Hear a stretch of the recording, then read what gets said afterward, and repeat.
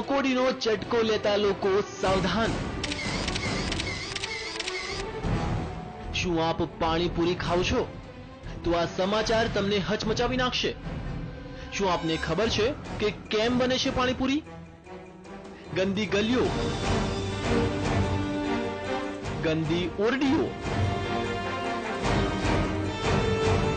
ગંદા વાસણો। આ શબ્દ સાંભળવો સ્વાદ રસિયાઓને કદાચ ગમશે નહીં, કેમ કે તેમના માટે પાણીપુરીનો ચટકો વધુ પ્રિય છે। પરંતુ વાસ્તવિકતા દર્શાવતા આ દ્રશ્યો પાણીપુરીના ધંધાની પોલ ખોલી રહ્યા છે।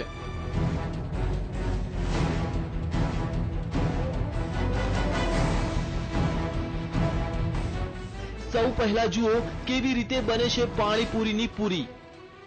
કાળા મસ્ત તેલમાં ન જાણે ક્યારે આ વાસણો છેલ્લે ધોવાયા હશે। આવા તવા અને તેલમાં તળવામાં આવે છે પૂરી। જોઈ લો પાણીપુરી જેનાથી તળવામાં આવે છે તે ઝારાને, તેની હાલત કેવી છે। આ જ વાસણો અને આ જ ગંદા તેલમાં તળાય છે પૂરી।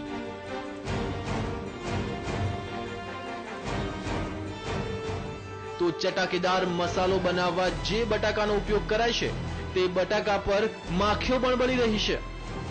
આવા જ બટાકામાંથી બનેલો મસાલો પાણીપુરીમાં વપરાય છે। હવે જુઓ આ મહાશયને કેવી રીતે ખુલ્લા હાથે મસળી રહ્યા છે પાણીપુરીનો મસાલો। ભાઈને જોતા જ સવાલ થાય કે નાયા હશે કે કેમ? નહાવાની વાત તો દૂરની છે, કદાચ ભાઈએ હાથ ધોયા છે કે નહીં તે પણ શંકા છે। તો જે ચણા ઢોર પણ ન ખાય તેવા ચણાને બાફીને તેને મસળીને બનાવાય છે પાણીપુરીનો મસાલો। જે જગ્યાએ તમે જવાનું પણ પસંદ ન કરો તેવી જગ્યાએ ખૂબ જ ગંદકીની વચ્ચે તૈયાર થાય છે પાણીપુરીની પૂરી અને તેનો મસાલો।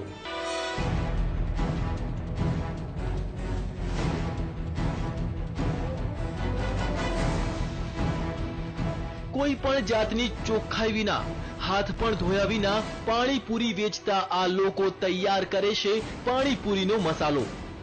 આ દ્રશ્યો આપને ચીતરી ચઢાવી શકે છે, પરંતુ હકીકત જોયા પછી આપ નક્કી કરી લેજો કે પાણીપુરી ખાવી છે કે નહીં।